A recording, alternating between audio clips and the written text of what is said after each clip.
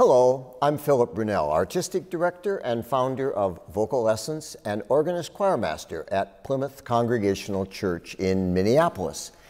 Each day, I've selected a composer who's had a role to play in both organizations, and today it is the wonderful composer Gioachino Rossini, born in 1792 on Feb 29, so we never quite knew how many years he lived, and he died in 1868.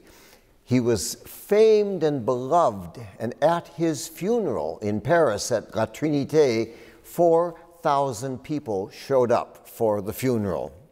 He composed 39 operas, songs, piano pieces, sacred music, and I have a quote I'm going to read. This is from a magazine that was very popular called The Etude, from the issue of July 1917. I was given many copies of this by Madeline Staupy-Tron, and this one mentions Rossini, and I love this. It says, Rossini was the genial musician. He, unlike most of his fellow craftsmen, believed in the smile and the laugh as potent factors in the accomplishment of great things.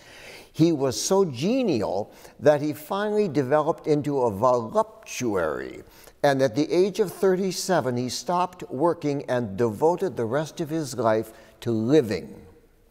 But this degeneration into the voluptuary, as the biographers call it, only showed his deep affection for the joy of living, and the result is that he had the distinction of being the man who made opera happy. He was also slightly superstitious in that he hated and feared both Friday and the number 13.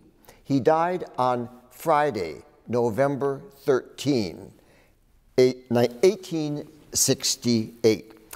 So, of course, he had all these operas, and I'm sure that most of us know that when we heard The Lone Ranger, it was because we heard the overture to William Tell, one of the longer operas in history. It's almost 4 hours long. And the other opera that I want to mention, because it had a role to play with VocalEssence, years ago we did the opera Ragazza Ladra, the Thieving Magpie, over in St. Paul at the Fitzgerald. And it does call for this character who is seen just as a muted part called the Magpie. And it was played, we needed a young person, so we had Fred Kemmer in the tree up there on the stage as the Magpie.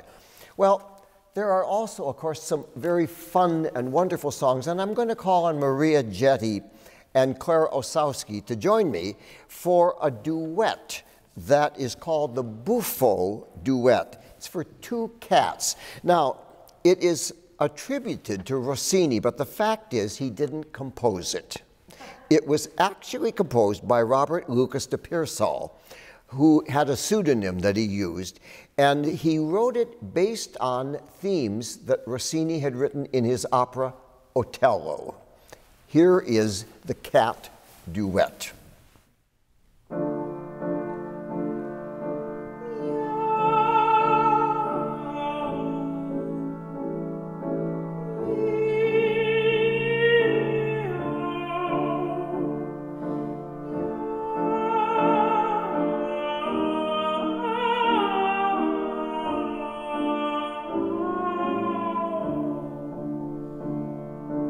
Meow.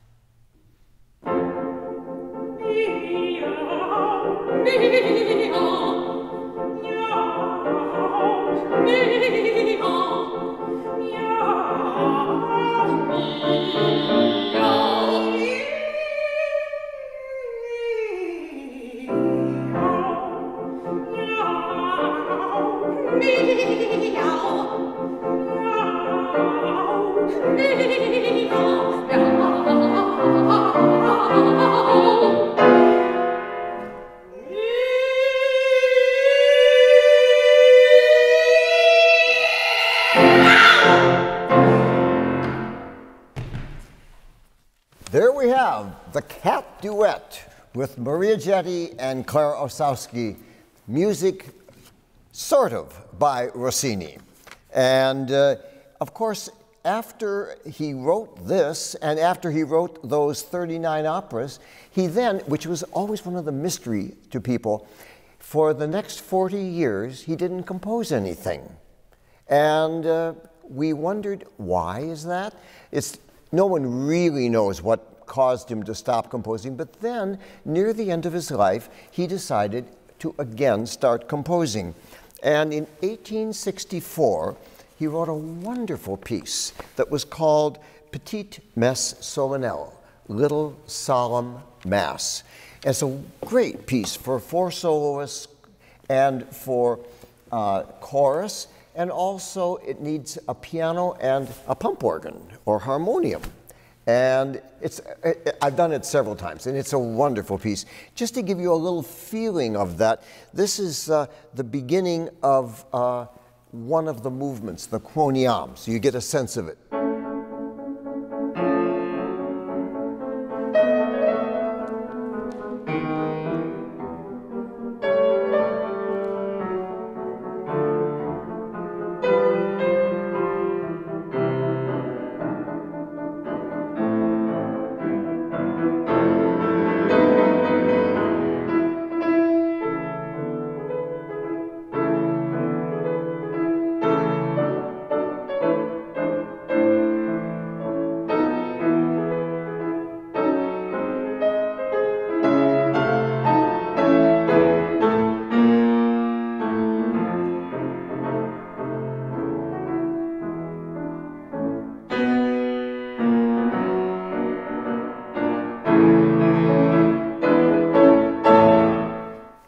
Typical kinds of ideas that Rossini did. I want to close this program about Rossini by going back to one of his salon pieces that he wrote. And it's a longer piece, and we're only going to do part of it. But it's an idea that few composers have tackled, but Rossini did. It was an elegy. It was called Elegy on One Note. The text, Adieu à la vie. And what I love about it is that indeed Maria does sing only one note. I can't imagine what happened at the original premiere if the audience was just fascinated that she didn't leave that note. Who knows?